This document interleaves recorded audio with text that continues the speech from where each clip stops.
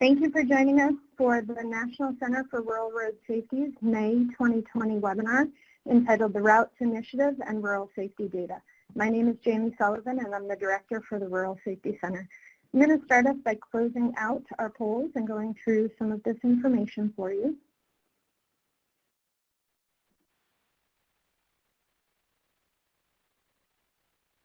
So it looks like today we have about 21% of you from the Southeast, about 16% from the Northeast, about 25% joining us from the Midwest, 29% from the Western U.S., and 8% from others. We also have the great majority of you joining us by yourself. There is a few places where there are 2 or 3 of you together in an office.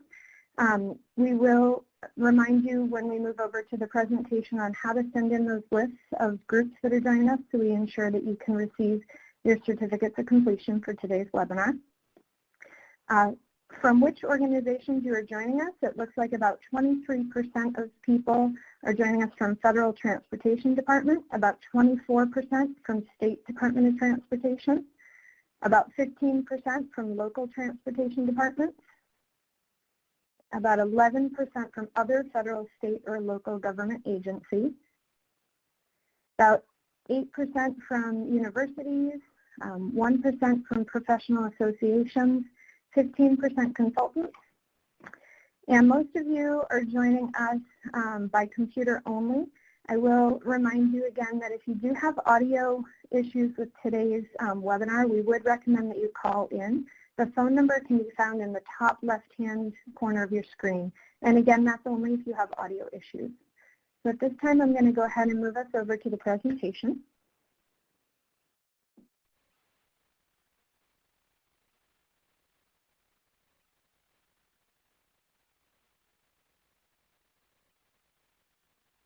We have just a few webinar logistics for you. Our webinar will be an hour and a half long. It will be recorded and archived on our website. For the quality of this recording, we have muted everyone except the presenters. Due to this, if you have questions, we would ask you to put those in the chat pod on the left-hand side. You can put your questions in there at any time. When we do stop for the question and answer breaks, of which there will be 2, I will read those out to our presenters. So again, at any time you can put those in. You don't need to wait until we hit that question and answer period. If you are listening by your phone, we would ask you to please mute your computer speakers so that you don't hear any feedback. We also would like to let you know that in the top right-hand corner, there are 4 arrows that press outward. If you press on that button, it will make the PowerPoint itself full screen, which will be useful for some of the graphs and graphics that you may see throughout today's presentation. I also like to let you know in the bottom left-hand corner, there is a handout pod, and you can download the PDF version of today's slides if you would like to have those for future use. You'll also be able to find these on our website within a week along with the recording of today's webinar. I do want to remind you as well to please complete our follow-up surveys. There will be 2 that come out. The very first one will come out following today's presentation. The link can also now be found on your screen in case you do not receive it in your email. Sometimes they do get caught in the junk filters. This survey that will come out today will be the one where you will request your certificates of completion and CEUs, which also change into PDHs that some engineers may need. You can expect your certificates and the form to apply for those CEUs within 4 to 6 weeks after the webinar. The CEU form will need to be returned to continuinged@montana.edu and not to the Rural Safety Center. That is handled by a different department within Montana State University. However, it is free to you to request these CEUs. If you would like to request a verification of completion form, you can do that as well. That will provide you with all of the CEUs that you have ever requested for Rural Safety Center trainings or for our summits that you may have attended as well. The second survey that will come out about 3 months after today's webinar, and what we'll be looking for in that survey is to find out what you may have done with the information that you learned in today's webinar. For instance, you may have shared it with a colleague or you may have put some of it into action. On your screen now, you'll see what a course registration form looks like to receive those CEUs up in the top left-hand corner. And in the bottom right-hand corner, you'll see an example of what one of those verification and completion forms looks like. So again, it would list anything that you've ever requested CEUs for. For today's presenters, we're lucky enough to have two presenters with us. The first will be Steve Polzin. He's the Senior Advisor for Research and Technology in the Office of the Assistant Secretary for Research and Technology at U.S. Department of Transportation. Before his appointment at the USDOT in June 2019, he served as Director of Mobility Policy Research at the Center for Urban Transportation Research at the University of South Florida, where he taught graduate courses on transportation and land use and public transportation for over 25 years. Dr. Polzin is a civil engineer with a Bachelor of Science in Civil Engineering from the University of Wisconsin-Madison and a master's and PhD degrees from Northwestern University. He served on the board of directors of the Hillsborough Area Regional Transit Authority for 13 years and the board of directors of the Hillsborough County Metropolitan Planning Organization for 7 years. Dr. Polzin worked for transit agencies in Chicago, Cleveland, and Dallas before joining the University of South Florida in 1988. And our second presenter will be Rajesh Subramanian. Raj is the Division Chief of the Mathematical Analysis Division in the National Center for Statistics and Analysis with NHTSA. He has been analyzing data for the last 20-plus years to provide insights into trends, factors, and outcomes of motor vehicle traffic crashes. He works out of the United States Department of Transportation headquarters building in Washington, D.C., next to the home of the World Series champions, the Washington Nationals. The information presented in his analysis includes analysis conducted by Ms. Caitlin Webb, a mathematical statistician in his division. He would also like to acknowledge the role of Data Reporting and Information Services Division in his office that oversees the development of the traffic safety fact sheets. Our goals for the webinar for today: once you've completed this webinar, you will have an overview of the USDOT's Rural Opportunities to Use Transportation for Economic Success, or ROUTS, initiative, and knowledge of some of the department's most recent studies and data on rural safety. To achieve this webinar goal, you will learn to identify the contributions of rural transportation infrastructure to national transportation performance, understand rural transportation conditions and needs, explore opportunities to leverage USDOT discretionary programs, compare rural and urban safety data, and lastly, to identify implications for rural safety resources. So before we do get started, I do have one poll question for our audience, and that is, have you previously heard of ROUTS initiative? Yes, I responded to the request for information. Yes, I previously attended a ROUTS presentation. Yes, no, or I don't know, I don't remember. And so we'll give everyone just a few seconds here, and we're hoping this will help our presenters understand the audience a little bit better.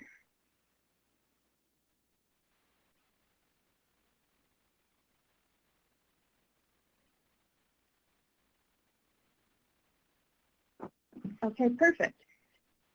Like we've had everyone go ahead and respond at this time. And we have 35% of you who said yes, 12% who said yes, you've previously attended a ROUTS presentation, about 1% responded to the request for information, and then a little less than half of you have not heard of ROUTS before. So you're definitely in the right place today.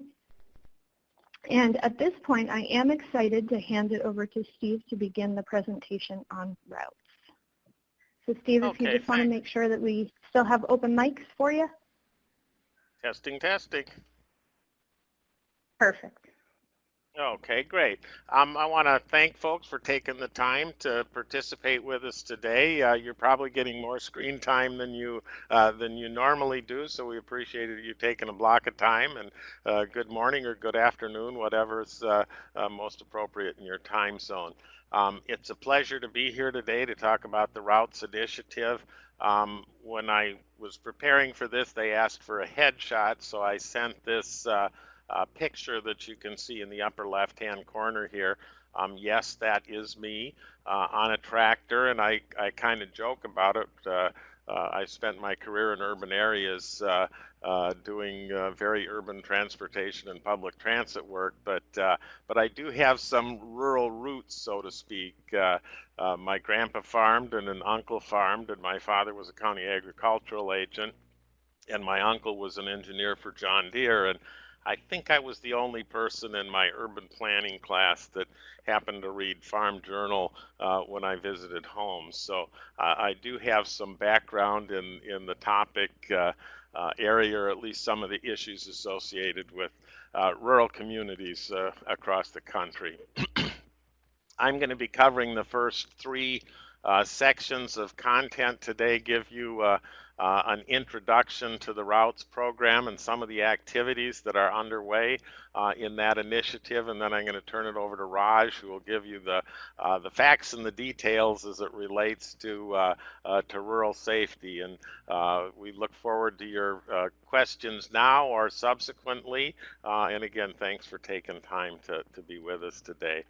I have a number of rural relatives, and of course they like to tease me being in Washington, so they did send me some guidance on social distancing to help get through the pandemic crisis here. So like I said, I do have connections in rural areas still that try and keep me in line in Washington.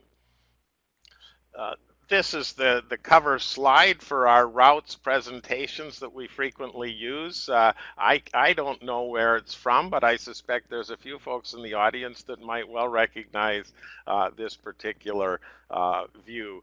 The acronym is a little bit hard. We debate internally if it's routes or routes, and with arguments on both sides. But it's an initiative that's been branded within the last year, but actually the activities and the interest in seeing what more we could do to support rural areas really started at the beginning of the administration with an awareness of some of the unique nature of the challenges and opportunities in rural areas. Within the past year, it's been branded as the Routes Initiative with a fair amount of attention from the Secretary and the agency to make sure we're doing everything we can to support the transportation and mobility and accessibility needs of rural communities. And for those of you, it takes a while to get this, but it's Rural Opportunities to Use Transportation for Economic Success is the acronym for that. This is a summary of some of the activities that we have going on in this initiative. Obviously, we recognize the importance of rural networks. Certainly, their connections to agricultural areas, to mining and raw materials, to forestry, increasingly to energy. There's certainly access to outdoor recreation in the national parks, etc. Obviously important to quality of life, and interestingly, an awful lot of the transportation through rural areas is folks moving between urban areas, but obviously they need functional transportation connections to do that. As we began looking at this, and certainly no secret to those of you that are from and involved in rural transportation, safety is an important and significant issue. The fatality rate in rural areas is about twice as high in urban areas, a disproportionate share of fatalities across all vehicle types and situations. Productivity for rural areas is important. While sometimes they don't have the congestion volumes that urban areas do, they do have choke points that can impede transportation of products and agricultural products and others, many of which can be time sensitive. And so they're paying attention to that. Simultaneous with this, there's a rural strategic freight plan being put together that has some commonality in terms of giving attention to some of the transportation productivity and choke points in rural areas. We also recognize that rural areas are dependent upon the roadway system. They don't have the same set of choices that urban areas do, and so it's important that that system remain functional and able to support the mobility needs of rural communities and folks traveling to and from. It's also a challenge in that an awful lot of the infrastructure in rural areas is owned by local communities, As you'll see in subsequent slides, a very disproportionate share of infrastructure per capita relative to urban areas, and a lot of it being owned by locals is not necessarily eligible for the normal traditional funding programs that can exist. So these are some of the characteristics of rural areas that resulted in it earning the attention of the Routes Initiative. We've done a number of things since this initiative was started. There's been an outreach to collect a variety of information in terms of what's going on in rural areas and what are critical issues as well. And so in various outreach forums, including a request for information, there was substantial opportunities for stakeholders to provide input to USDOT and help us understand what are critical issues. That will continue. Examples such as today's webinar and additional activities on a continuous basis will be addressing and making sure USDOT is kept in sync with needs and issues in rural areas. We are integrating the routes issues and sensitivities across the spectrum of institutional structure of USDOT. This isn't a one and done type of initiative. We envision this as a continuing activity. We're moving to put permanent staff in place to support this initiative and build the programs into the modal offices and the ongoing activities and routines of USDOT.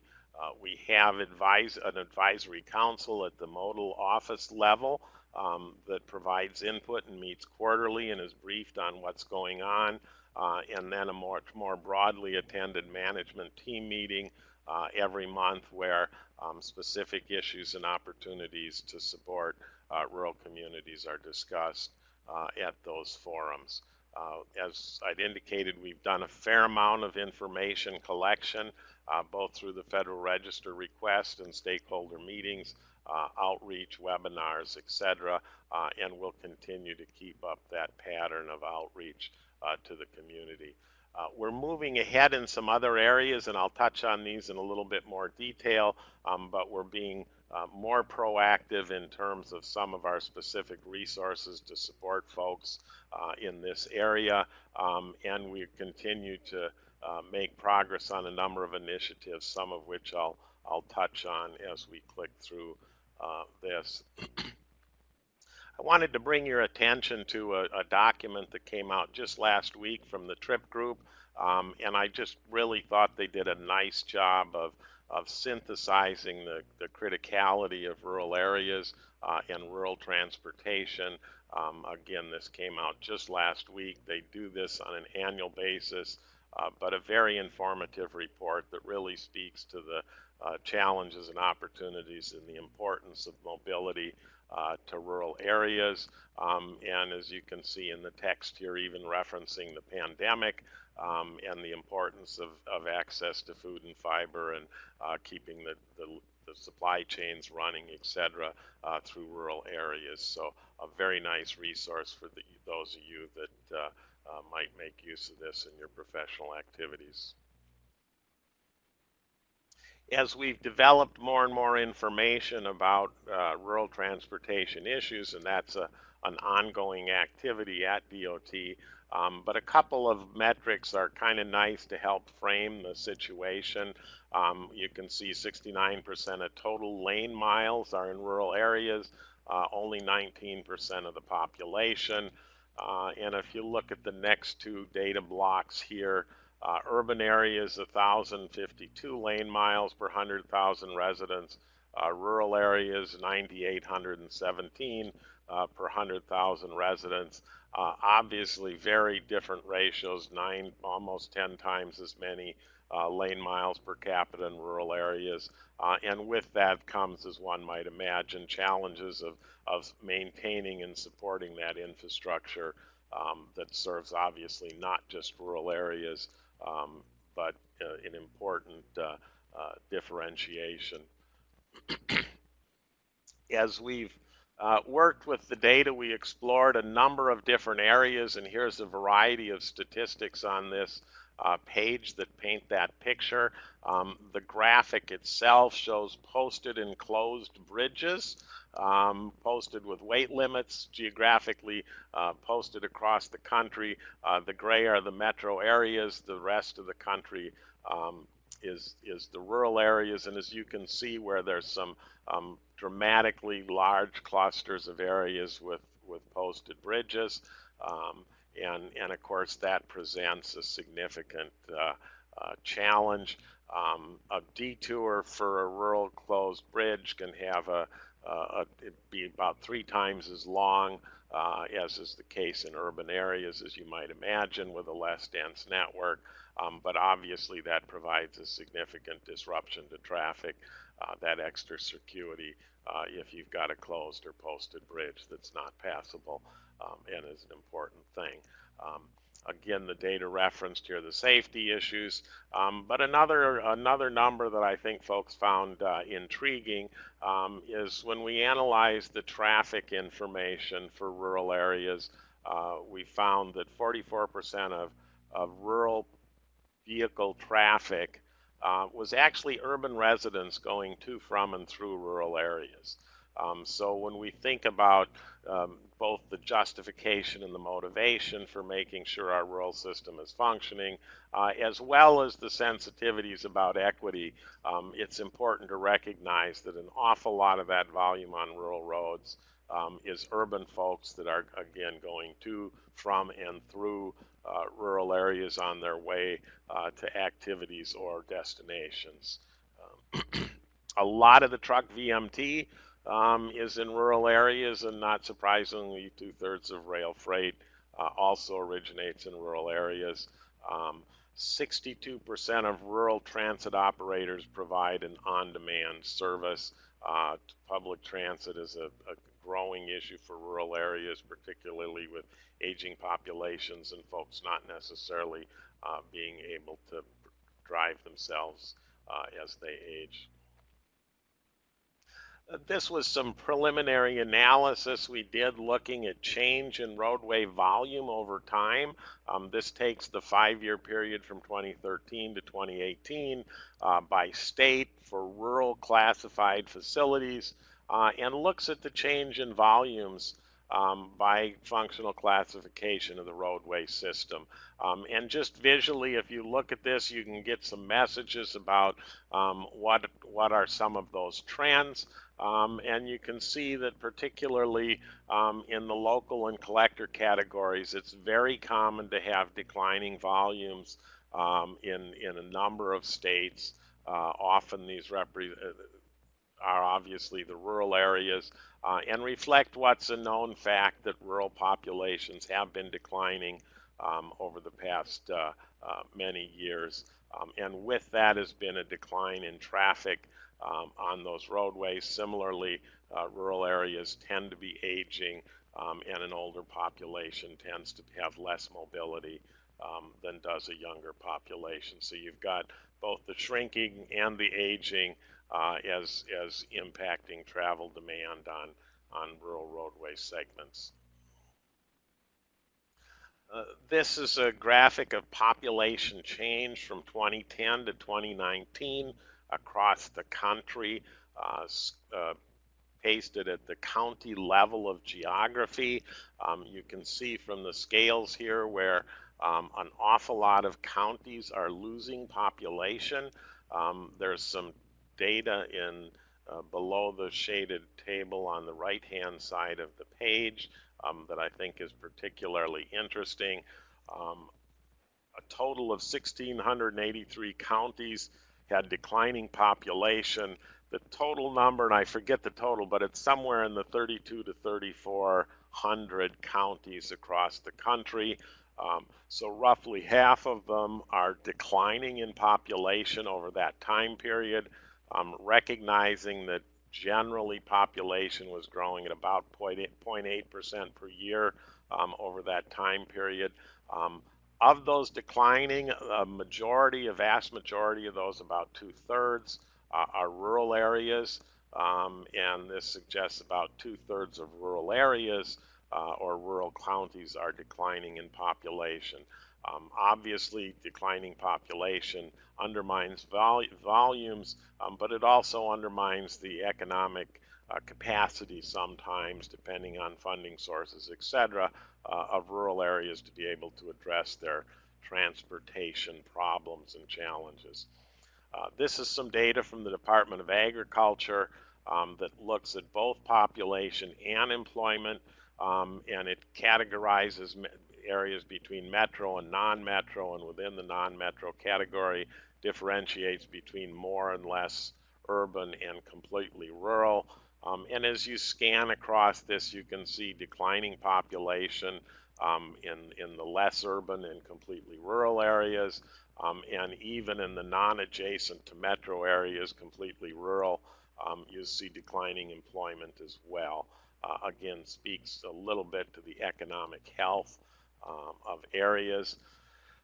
Also, some Department of Agriculture data here, U.S. Bureau of Economic Analysis, and this shows income differentials across urbanization areas. Again, not surprising here, but rural areas with not only lower incomes, but slower growing incomes than urban areas. Now, obviously, there is differential cost of living and other things, but this indicates obviously less wealth in rural areas, at least on an income basis.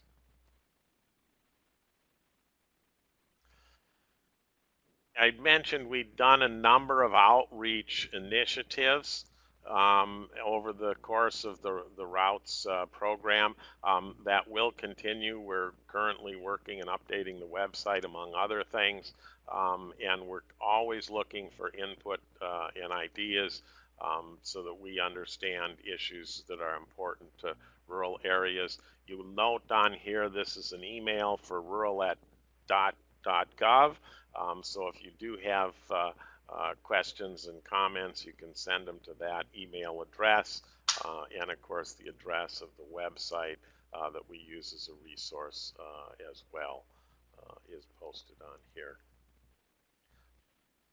I'd mentioned the request for information that went out. This gives you some background on the responses to that. Strong response rate for a request for information, 62 governmental entities, 30 regional organizations, and 90 individuals responded. And some of the categories of response that people addressed were safety, infrastructure condition, usage, and funding. There were many more. I'll talk about these, some in the next few slides, but there's also mode-specific comments that came in across the spectrum of participants as well. So if you go to the website, you'll see even more information about feedback from folks in terms of rural issues. Safety, of course, topped the chart, as one might expect, both because it's historically the top goal for local, state, and federal transportation, but it's also a particularly keen sensitivity as it relates to rural transportation issues. Road condition, driver behavior, interesting bike ped issues that you think of as urban were important in rural environments as well, and highway grade crossing. Infrastructure condition, resiliency, obviously bridge condition, freeze-thaw cycles, those were amongst the factors that folks were identifying. Under usage, we were getting feedback on the need and desire for public transportation, and it was noted that as business and agriculture are changing, the equipment, the scale of transport equipment is heavier and more impactful on rural roads that weren't necessarily built for the scale of trucks and tractors and equipment that are being transported on them in this day and age, and that's obviously a challenge for the structural integrity of those facilities. And of course funding, and we'll be talking some more about that as I move through the discussion here. This is a geographic distribution of the input that we received from folks across the country, a pretty good spectrum of participation in that request for information. Interestingly, there's real sensitivity to rural issues in places that you wouldn't necessarily think of as being rural. Here's a little bit richer discussion on this slide about the safety feedback that we received from folks. Again, looking at solutions to address driver behavior, road departures in particular, seatbelt usage was referenced. Intersections, rail grade crossings were common concerns. As I mentioned, bike ped safety. Coordination came up as an issue between state, regional, and local providers. And of course, funding came up as well. As we move towards the safety discussion later, you may compare some of these comments with some of the data that Raj will share with you in the near future here. These are some of the quotes that came back from folks.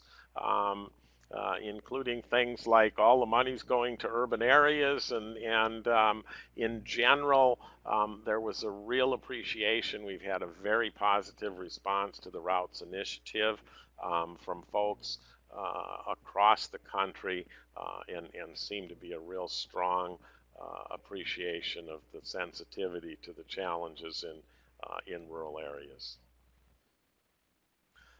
This set of comments addressed the infrastructure condition, resiliency and weather, and of course with various flooding and other conditions over the past few years where we've had some extreme weather, that heightened the sensitivity to resiliency of infrastructure.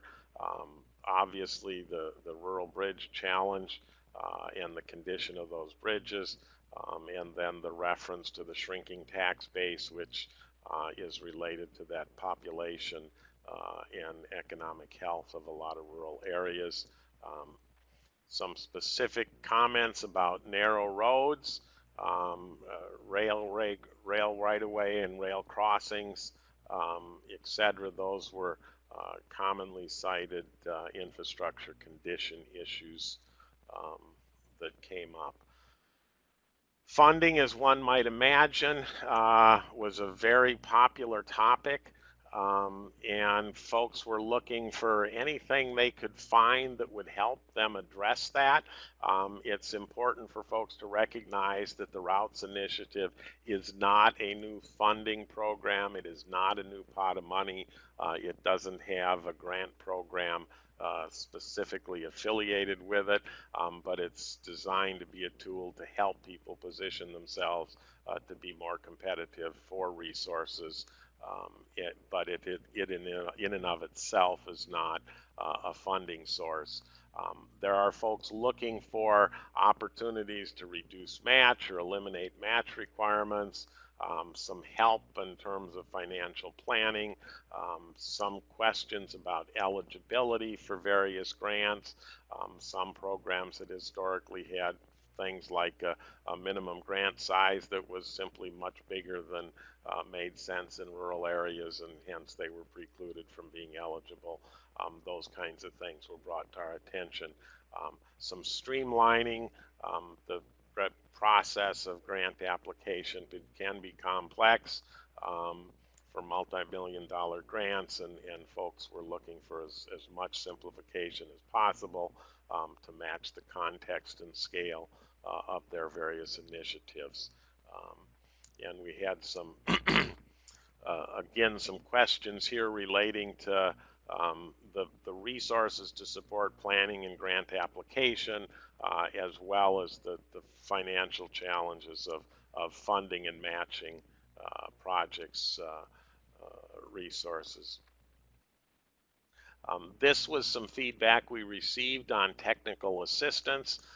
We're at the point now where we're building additional technical assistance capabilities and resources. So this is the kind of information that we're seeking and continue to seek to help us improve the resources that we can put on the street to help people to position themselves to be competitive for grants and otherwise support their planning activities at the local level. And we're looking across various of these suggestions, and I'll talk a little bit more about the outreach in the near future.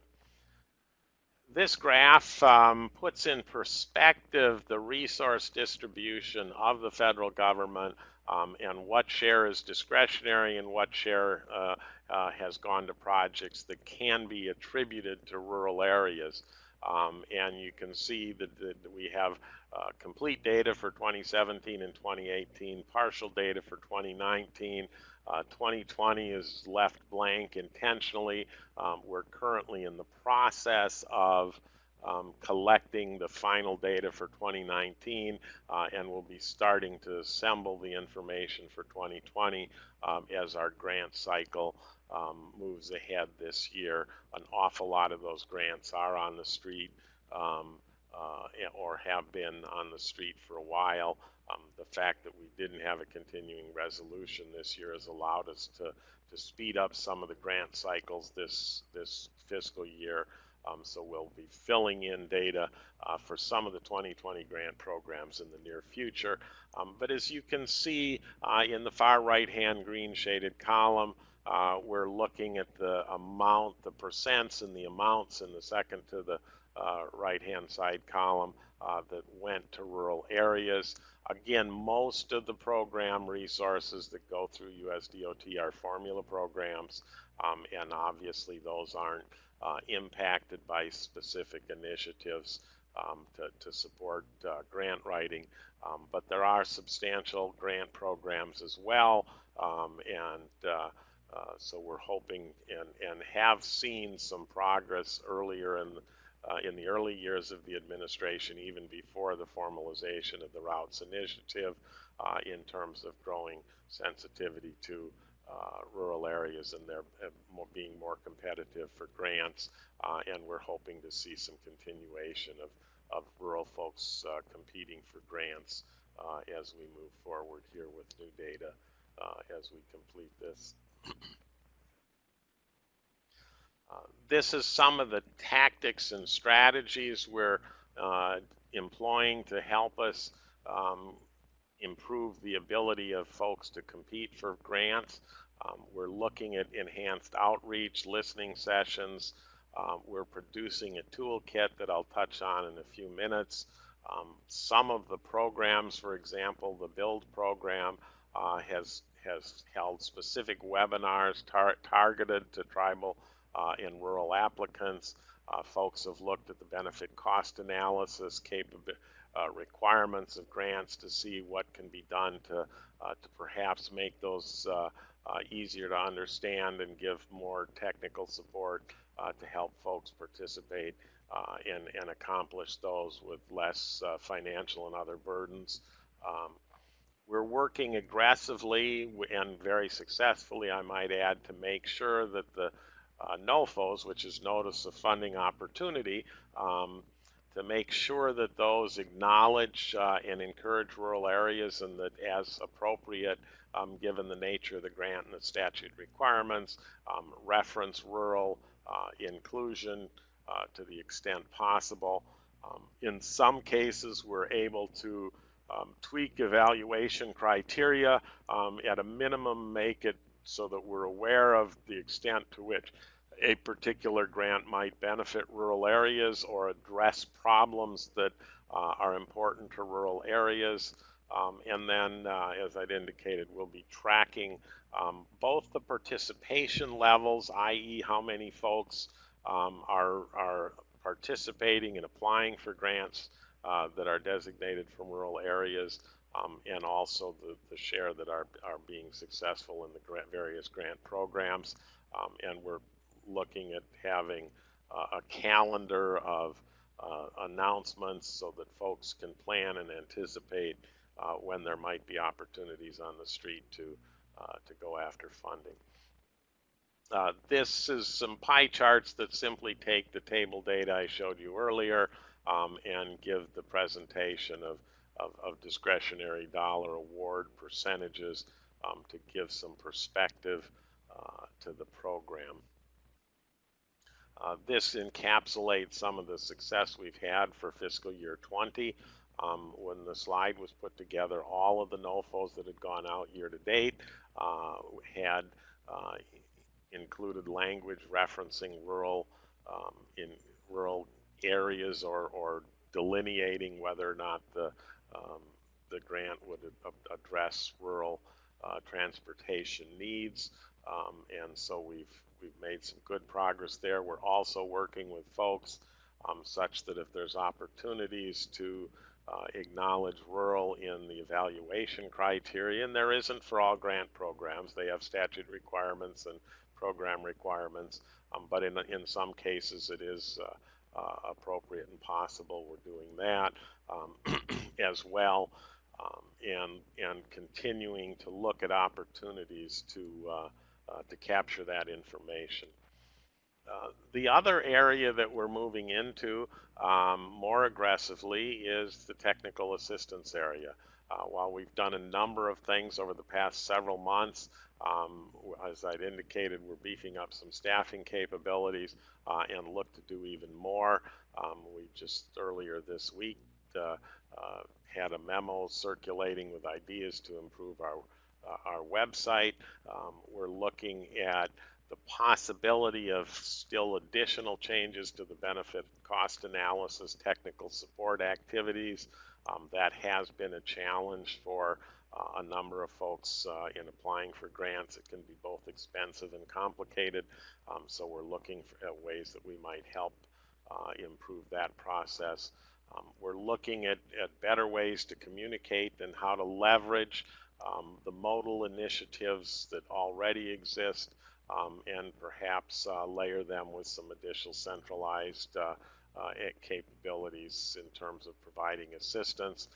Looking at a full spectrum of capabilities, including more online eligibility, online support, technical support that would help folks determine eligibility for various grants, etc. And of course, things like webinars and peer exchanges and communication of NOFO opportunities. One of the initiatives that we'll be announcing over the next couple of months, you'll notice up here, expected release, it says April 2020. Well, with COVID, April 2020 was not the rollout for our Applicant Toolkit, but we're now looking at a June, July type time frame. It's a document that's been produced and is finalized in the final approval process. And we'll be rolling that out. It'll be available on the website, and there will be an event that rolls that out. And it has a variety of technical information support for folks that would be exploring eligibility and pursuing various grant programs. So we look to get that out in the hands of folks that are looking to improve their transportation in rural areas. This is a reminder for the chat pod for questions here. Yes, it is. So at this point in time, we're going to go ahead and take questions that are on the left-hand side in the chat pod.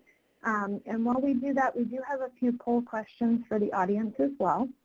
The first one is, true or false, rural transportation infrastructure contributes to national transportation performance via transportation for agriculture, mining, forestry, and energy products, outdoor recreation, and quality of life.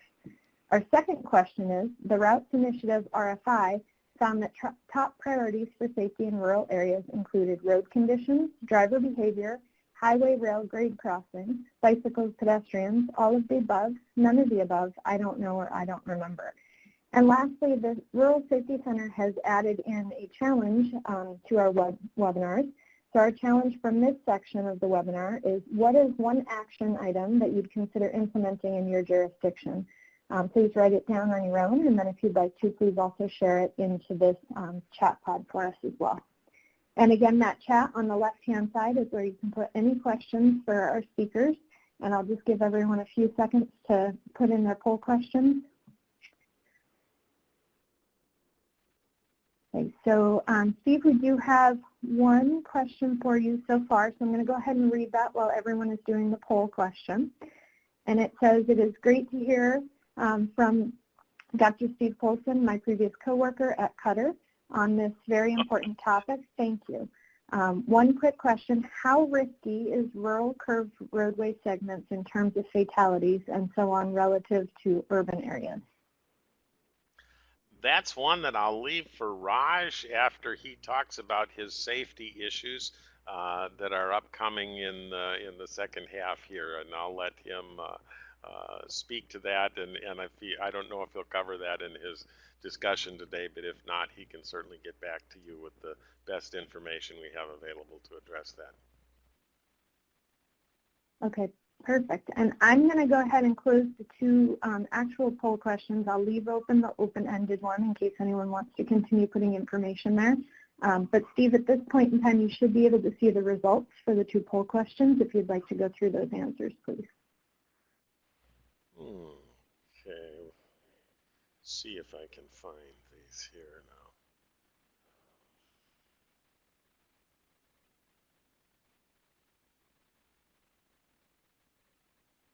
All of the above, I think, is poll number one, and we seem to have a very high success rate on that, with over 93% of folks referencing that, and that comes from the earlier slides where folks were talking about it. All of the answers are correct, and all of the above really embraces the totality of that for that one. And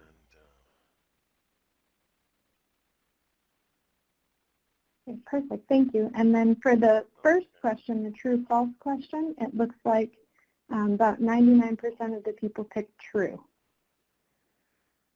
Okay, there it is. I see that. I'm new with this platform, but yep, that's the one. So. Perfect. And we do have one other question that came in for you, and then we'll move over to Raj's section. Okay. But this question is, how best can we share information regarding the Routes Initiative with local rural agencies that may benefit from it? A couple of things. We're building a website. Well, we have a website, and there's a number of resources on it already. We'll be adding resources to that.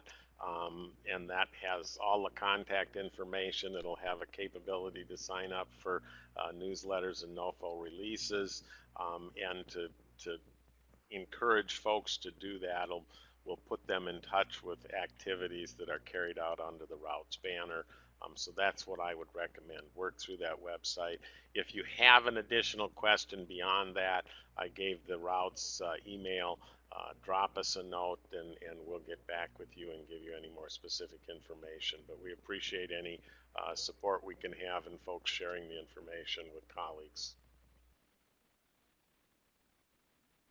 Perfect, thank you. And it does look like we may have another question coming in, so we'll address that at the next question and answers section, because I do want to make sure that Raj has enough time to do his presentation as well. So at this time, Raj, if you want to open your mic and check the sound, and then you can go ahead with your part of the presentation. Thank you. Am I coming through clear? You are. Perfect. Thank you. Thank you. Appreciate it. Good afternoon, everybody, or good morning for some folks. I'm glad to be here presenting in front of you today on this very important topic. I'm with, you'll hear a lot of NHTSA today. I know most of you will be familiar with that acronym, but it stands for the National Highway Traffic Safety Administration. Our mission is to prevent fatalities, mitigate injuries, reduce economic costs associated with motor vehicle traffic crashes. And we do that through education, research, motor vehicle safety standards, and enforcement. Rural safety forms a key piece of NHTSA's mission. It touches upon 3 of the 4 key sub-areas of our mission. So we are constantly looking to analyze and draw insights on rural safety. And thank you, Steve, for your very insightful presentation. The slides were great and very informative about the the Routes Initiative. What I hope to do today is to look at some new rural safety data, establish some trends, present some trends to you. And while doing all of this, I hope to compare rural and urban experience as far as these safety areas are concerned, and also identify some insights that could potentially answer safety resource allocation questions for you. So overview of the agenda of my presentation will set the standards and definitions, and as well as the data source we are using for all the visuals that you'll be seeing henceforth. They'll be encapsulated in 10-year trends of traffic fatalities. We are also very excited to announce that we are just releasing, and I'll have more details later, some more analysis on rural traffic fatalities that really goes into the resource allocation issue. And those are and I'll talk about the publications release towards the end of my presentation. Data and definitions. So all of the data used in this presentation comes from NHTSA's Fatality Analysis Reporting System, or FARS. The source for this information are the police crash reports that are filed by the investigating police officer at the scene of the crash. NHTSA enters into cooperative agreements with the states and the District of Columbia, as well as Puerto Rico, and these partners key in, access these reports, and key in the information, which then becomes FARS. FARS, of course, is released on an annual basis, and that's the basis for all the data that you'll be seeing henceforth. The definition for the topic area of interest here today is defined by the Census Bureau based on the decennial census. They categorize areas as urban areas based on these definitions. Urban areas are defined as areas with a population of 50,000 or more. Urban clusters are defined as areas with a population of at least between 2,500 and 50,000. And for us, urban areas constitute a combination of the urbanized areas that you see there, as well as the urban clusters. And rural encompasses any population, housing, territory, or roadway that is not included within an urban area. So how does FARS use this information to categorize crashes as rural or urban? Again, our partners in the state visit the state entities that house this information, and we are aware that the state adjusts their urban boundaries based on changes in population between the two decennial census. And this is usually maintained at the State Highway Office. And this information is used to then overlay on fatal crashes to determine if they are rural or urban areas. Some brief indicators. Steve touched on a lot of these. The top four bars are indicators for rural safety metrics, the bottom four for urban. As you can see, the rural population, 19% of the national population lives in rural areas. 45% of the motor vehicle traffic fatalities occur in rural areas. Public road miles, a large majority, 71%, are in rural areas, while vehicle miles of traveled on these roads only represent 30%. So a lot of indicators going on. Of course, the complement of all of these metrics is what you see in the urban areas. So the key takeaway here is, even though there's only 30% of the road miles traveled in rural areas account for about 45% of the motor vehicle traffic fatalities annually on an average. This slide talks about fatalities. These are, of course, when I keep talking about fatalities, these are fatalities in motor vehicle traffic crashes. In order to qualify to be reported into NHTSA's FARS, the fatality has to occur in a crash that was on a public roadway, and the death has to occur within 30 days from the time of the crash. So those are criteria for being included into FARS, which is actually a nationwide census of fatal traffic crashes. I'm presenting to you here a 10-year trend of fatalities, motor vehicle traffic crashes by rural and urban areas. And the key takeaway here is the switch that you see in the last 3 years, where urban fatalities have outpaced rural fatalities. And Steve touched upon a lot of those issues where he talked about the population shifts and the VMT shifts that's associated with these population shifts.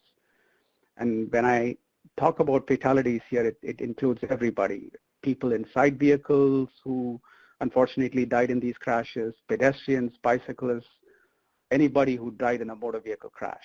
That is, the crash had to involve at least one motor vehicle and resulted in a death. So that's the long-term trend. Over 10 years, the source of this information is NHTSA's FARS. A lot to digest here, but I'll just go through the rural areas first.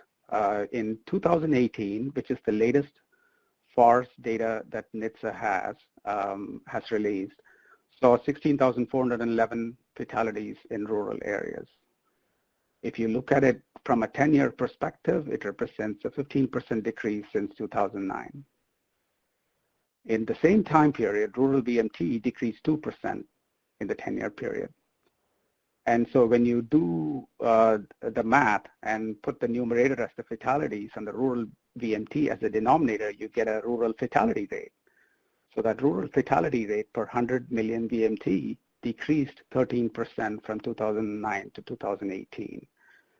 So it was 1.97 fatalities per 100 million vehicle miles of travel in 2009, down to 1.68 in 2019. It should be 2018. I apologize, that's not 2019.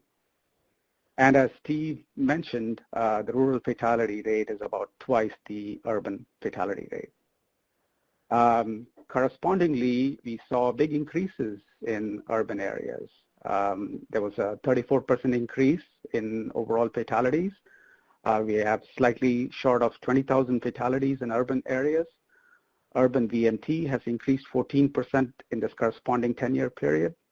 And the corresponding fatality rate when normalized for exposure, which is our vehicle miles of travel, or VMT, increased 18% from 2009 to 2018. It was 0.73 in 2009, down to 0.86 in 2018. So when we mention the rural fatality rate being twice the urban fatality rate, I'm comparing the 1.68 versus the 0.86. This is a snapshot by state in 2018 as to what percentage of fatalities within a given state occurred in rural areas. And believe it or not, in 2018 FARS, we had one fatality coded in Washington, D.C. as a rural fatality. So that I just wanted to explain the DC chart. And of course, it ramps up all the way to 90% towards the right of the chart, and that's the Vermont and South Dakota. So this gives you the varying degrees of the safety issue and associated vehicle miles of travel too in by state in 2018. This is an attempt at sort of putting together, binning the rural fatality rate. So we talked about the rural fatality rates as rural fatalities over rural VMT, right? So if you bin all the rural fatality rates in the states into three bins, right? So the bottom third, the middle third, and the upper third. So the upper third is the higher fatality rate indicated in the orange. The middle third is the other states highlighted in the sort of light yellowish green, and the lowest third is those in the dark green. So that's how the states line up when you look at the fatality rate. And that's an important consideration here when we go to the next slide. This is on the fatality rate. So you might say, okay, so what is the actual number of rural fatalities by state? So this just plots the same sort of structure, but now we are plotting the actual fatality numbers. So the upper third indicates fatalities that are a certain number, which is basically the upper third, and categorizes them into these three bins. Now, if you intersect the two, right?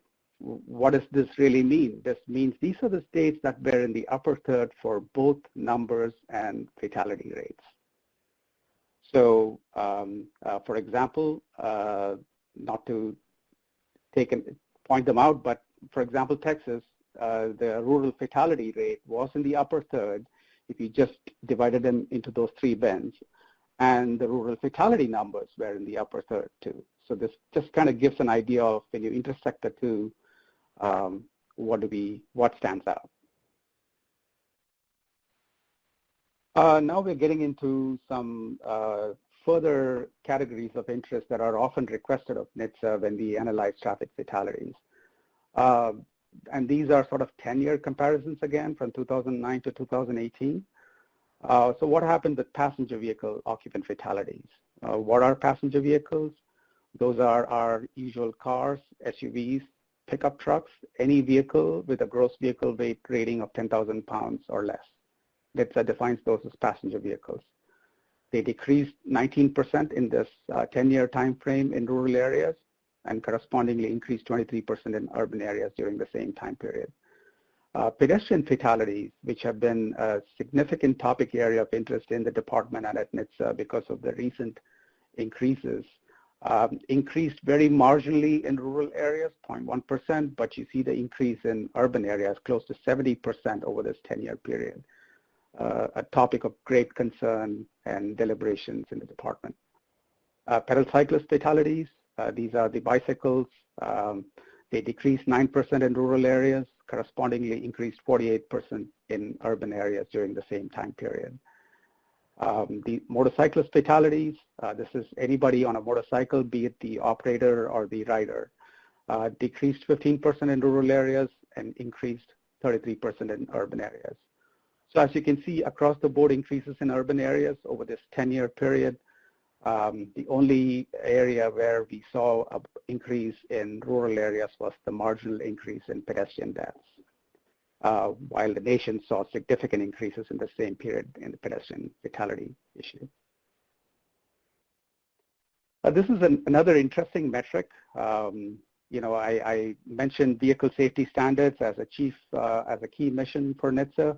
So we tend to track the proportion of fatalities that occur inside a vehicle versus those that occur outside. So I'll try to explain these two lines here. Let's take the top line. The green line, it says 80%. What does that really mean, the endpoint? What it means is in 2018, 80% of the rural fatalities occur to someone inside a vehicle. Could be a car, SUV, large truck, medium-duty truck. It could be any vehicle. Correspondingly, the comparison metric for urban areas was 55%.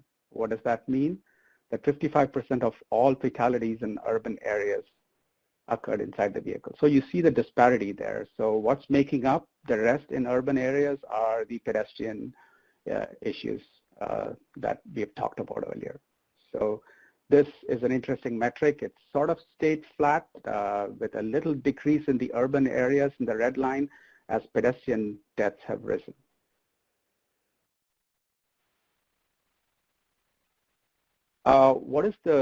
We talked about the vehicle type a lot as well as the pedestrian problem. This chart sort of lines up how they all stack up in 2018.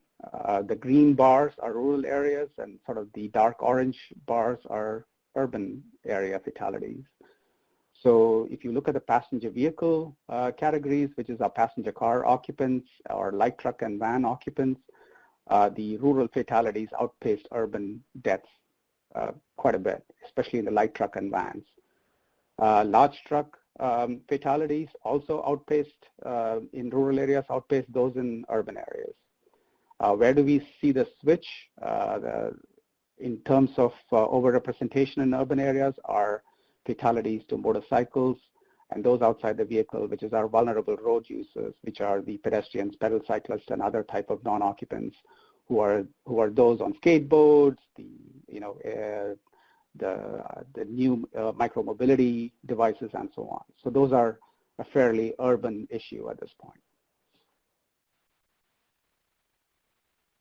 Again, other key statistics that do this rural-urban breakout, each of these panels basically talk about a particular topic of interest from our experience and how they compare for rural and urban. And these are raw number of fatalities. They're not normalized for any exposure or any other indicator of measure. The first top left panel is fatalities in passenger vehicles that rolled over. Rollover is of key interest to NHTSA. There's a lot of fatalities in rollovers. There's been a lot of advanced technologies coming online to reduce the chances of rollover, like electronic stability control and things like that. So it's a key metric that we track. Rollovers are sort of higher numbers in rural areas as compared to urban areas. We've already talked about pedestrian fatalities. Going to the panel on the top right. Pedestrian fatalities in urban areas far outpace those in rural areas. Coming to the bottom left, as I see it, these are fatalities in crashes involving at least one large truck. And what do we mean by large truck is any vehicle above the gross vehicle weight rating of 10,000 pounds. It's slightly higher represented in rural areas, and these are any fatalities and crashes involving those large trucks.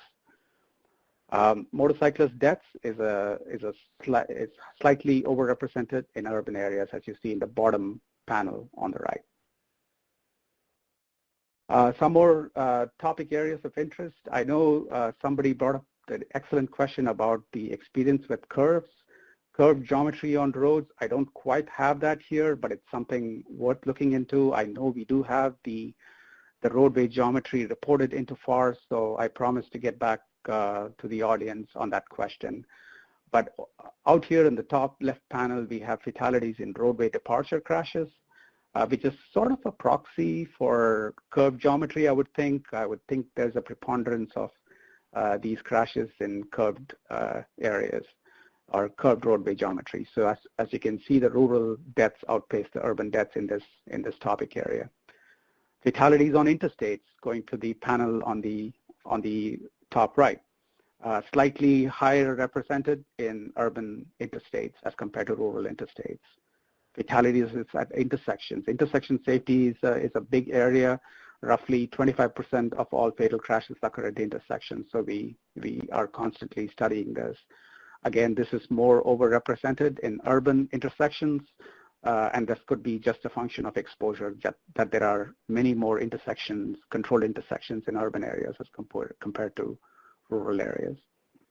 And fatalities on collector roads, this is one area where deaths in rural collector local roads outpace those in urban areas. And collector roads are roads that collect the traffic from local roads and feed them onto arterial roads.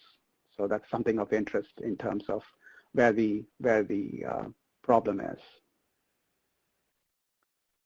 Another key area whenever we talk to folks that are working in enforcement is time of the day and day of the week, right? So we need to know what time of the day and what day of the week are these hotspots. So as you can see, again, the greens are the rural and the orange, dark orange are the urban bars. And these represent just fatalities. So for the rural areas, the daytime is fatalities are slightly higher than urban areas. As you can see with, I'll try to use the pointer here. As you can see with this cluster here and this cluster here. These are both daytime clusters. And when you look at nighttime, for both nighttimes during weekdays and nighttimes during weekends, the urban fatality count outpaces those in rural areas. So it seems like daytime is more of an issue, marginally more of an issue in rural areas. Nighttime is a much more significant issue in urban areas.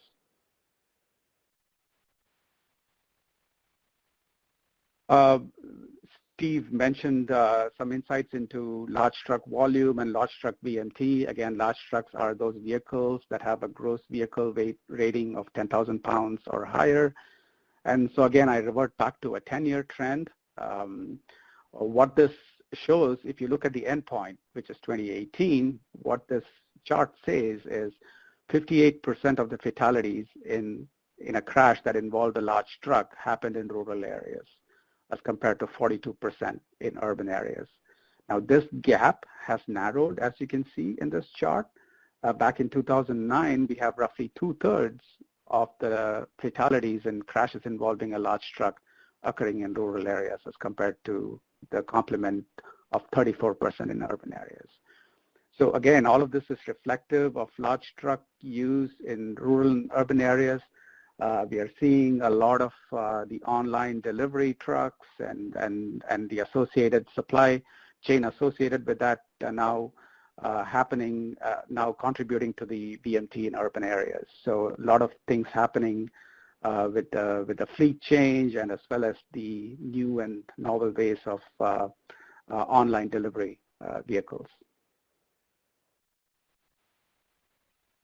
Another focus area in terms of behavioral safety at NHTSA is to reduce fatalities due to alcohol-impaired driving. What exactly is alcohol-impaired driving crash? It's a crash that involves at least one driver or a motorcycle operator with a blood alcohol concentration of 0.08 or above. Data is reported into FARS by acquiring toxicology results as well as estimating results when they are not available. So this is a collection of those two. As you can see, the alcohol and any fatality in a crash that involves one or more of these drivers is deemed an alcohol-impaired driving fatality. And that's what is shown in this chart, sort of a 10-year trend. And as you can see, the same switch has occurred over the last 3 years. Let's look at the endpoints again. 54% of all alcohol-impaired driving deaths in the nation occurred in urban areas in 2018 as compared to 45% in rural areas. If you looked at the beginning point in 2009, 57% of all alcohol-impaired driving deaths occurred in rural areas as compared to 43% in urban areas. So you have seen the switch over the last 3 years that's reflective of the overall driving changes in the nation. Of course, when it comes to rural initiative, another topic area that's really of interest for everyone, including law enforcement, is the role of speed. And how does NHTSA define speeding is what is a speeding-related crash?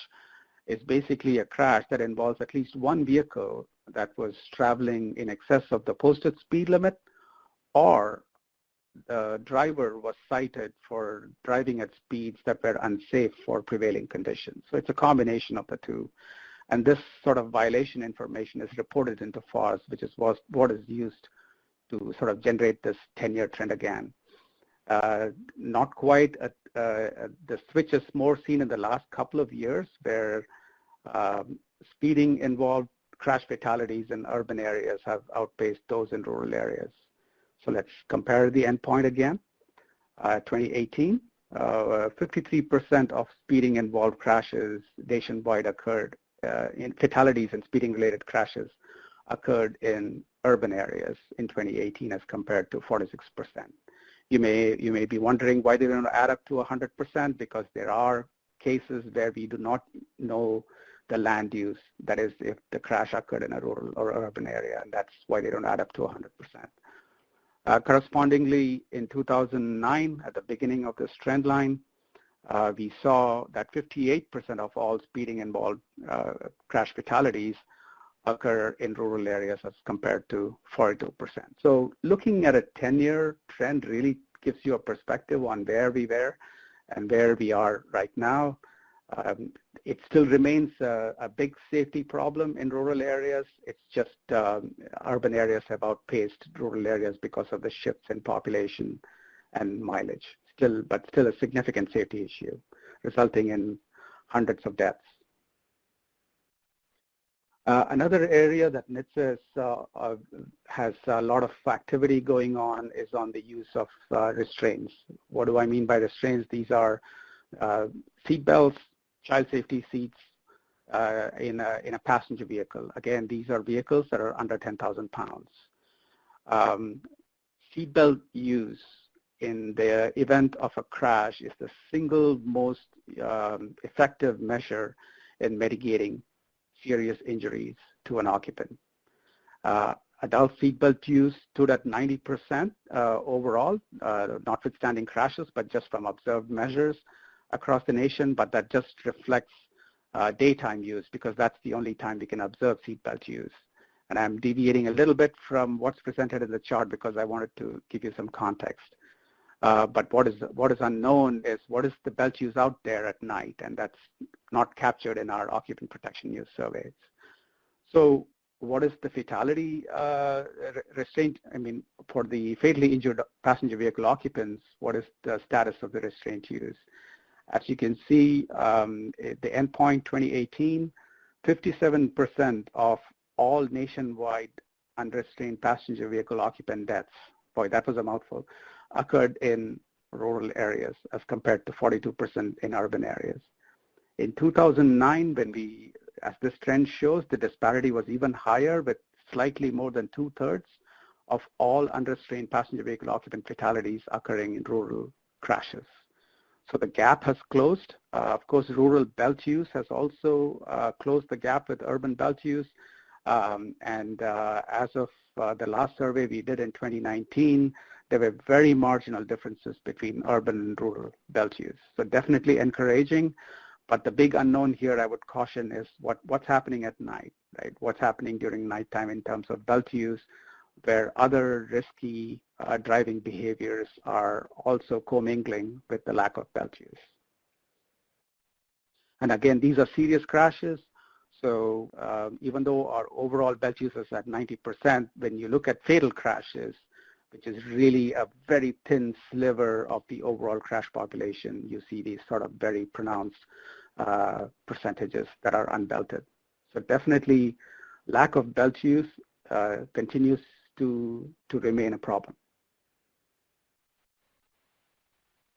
I'm also very excited to talk about some unique analysis that we have done. I call it spatial because this goes into the geographic location.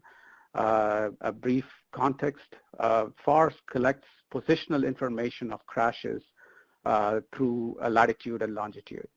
Our partners in the state look at the information presented in the police crash reports and code their best assessment of latitude and longitude, which are basically GPS coordinates of the crash location.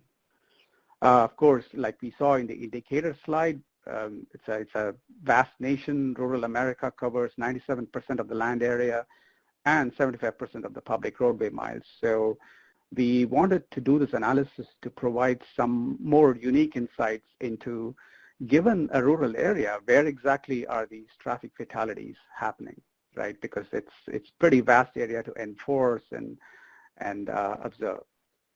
And so one of the particular questions we have is Steve alluded to a lot of transportation occurring between rural and urban areas, commuting ties and so on. So what is the proximity of the rural crashes to urban boundaries? And these are all based on fatalities. We haven't adjusted it for any exposure measure because we don't have an authoritative source of, say, vehicle miles traveled within suburban areas at this point. This is the spatial extent of rural fatalities. I just wanted to give you an idea. Right now, what you're seeing, I'll go through an animation on this slide, and hopefully it should work. Right now, what you're seeing is the cluster of urban areas across the nation. When you click and draw out 5 miles out of the boundary of the urban areas, this is the area that's covered. And what we have found is close to 60% of rural crashes occur in this small ring of 5 miles outside these urbanized boundary areas. So significant effect or significant proportion of the rural crashes occur in this sort of suburban areas that are within 5 miles from an urbanized boundary. Very unique insights that were possible because we collect the positional information in FARS and we have the analytical tools to analyze and present such insights. This is again another waterfall representation of the statistics that I showed you. The red is basically the urban area proportion. If you look at all the rural areas and you keep drawing these boundaries, right? The first column is 2.5 miles from the urban boundaries going up to 5 miles. These are all rings that you draw as you go further and further out. But the point I want you to take away is that 60% of rural crashes occur within 5 miles from an urban boundary. Again, a lot of this has changed over time, so this is just a visual representation on what we saw in 2010 and what we saw in 2018. You can see the shifts here as more and more population have moved to urban areas. But overall, that 60% statistic that I mentioned to you still holds good for all these years. And this is basically, again, those key areas that I showed you, rollovers, large truck crashes, and how some of this new analysis is reflected for these topic areas of interest.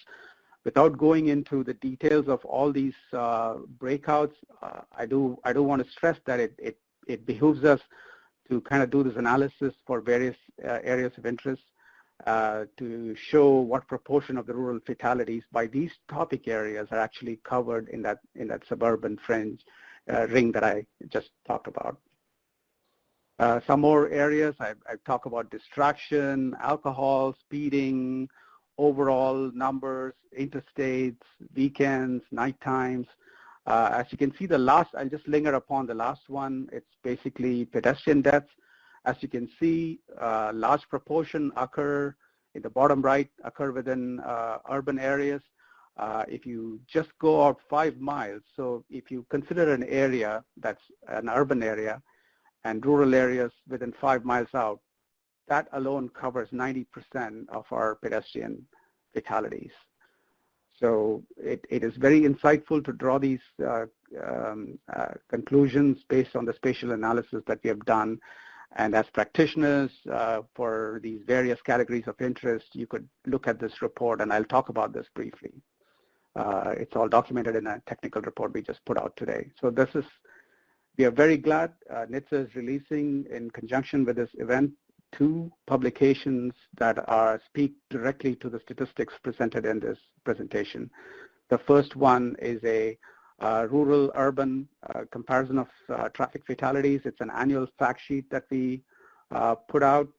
The second one is the geospatial summary that where we used the urban census boundaries, overlaid it on fatal crashes, and that 60% metric that I talked about is all presented in this report by various categories of interest. And Caitlin Webb, as staff in my division, was instrumental in conducting these unique insights.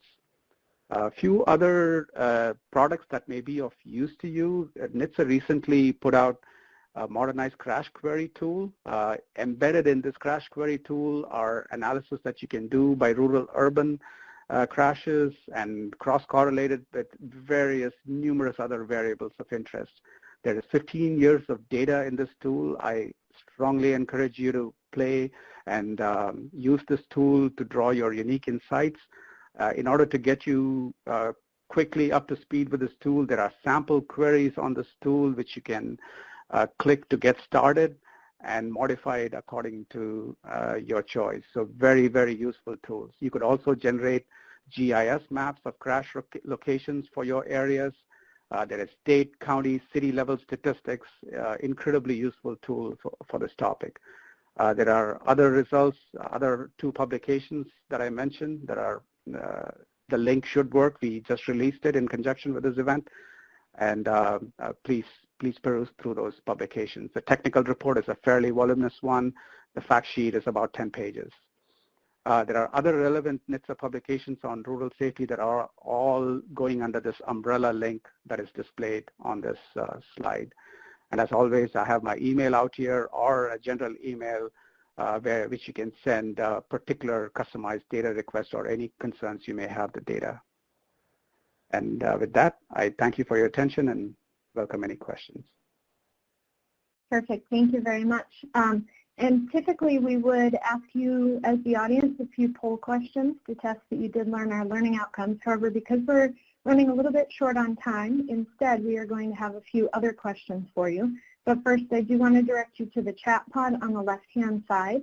If you do have any questions for Raj or for Steve, you can put those in the chat pod on the left-hand side, and I'll start reading those out to them. The questions that we do have for you are regarding the Routes Initiative. So these are feedback that they're interested in getting from you all. The first one is, what rural safety needs or priorities should we be thinking about? The second is, what stumbling blocks should we know about in terms of funding rural safety improvements? And the third is, what kinds of technical assistance would be helpful to rural stakeholders? So I'll leave these three open-ended questions up while we ask our speakers some of the questions that came in through the chat pod.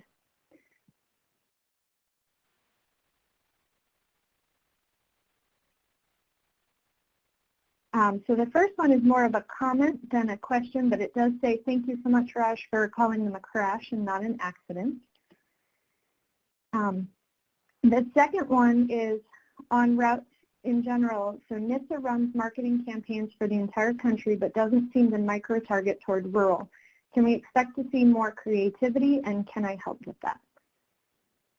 Yeah, I'll definitely take this. I'll definitely take this point to our Office of Communications and Media Relations. Rural safety remains a critical and important part of NHTSA's mission. So I appreciate the comment. And from the rural safety. Let me weigh in on that too, if I could.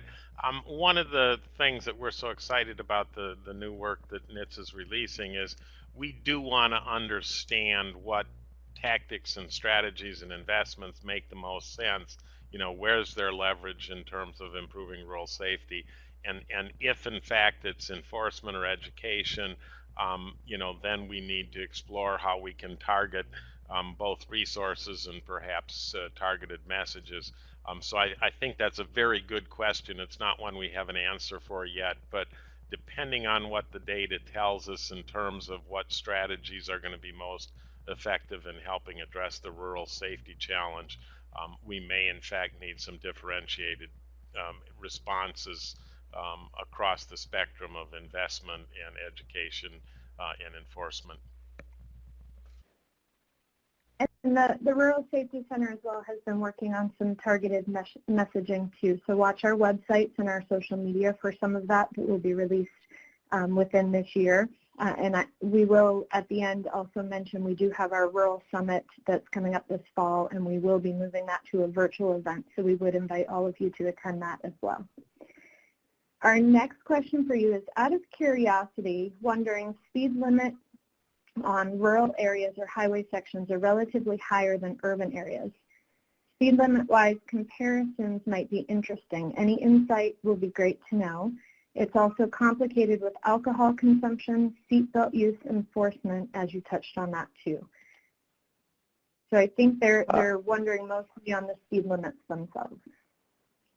Yeah, the posted speed limit information is available in FARS. However, the actual travel speed information is spotty, as it depends on the subjective assessment of the police officer, and understandably so, right? They are sort of imputing the posted speed limits. So our speeding statistics are a combination of driving in excess of the posted speed limits or driving unsafe for conditions, but definitely an analysis by posted speed limits would be worth looking into.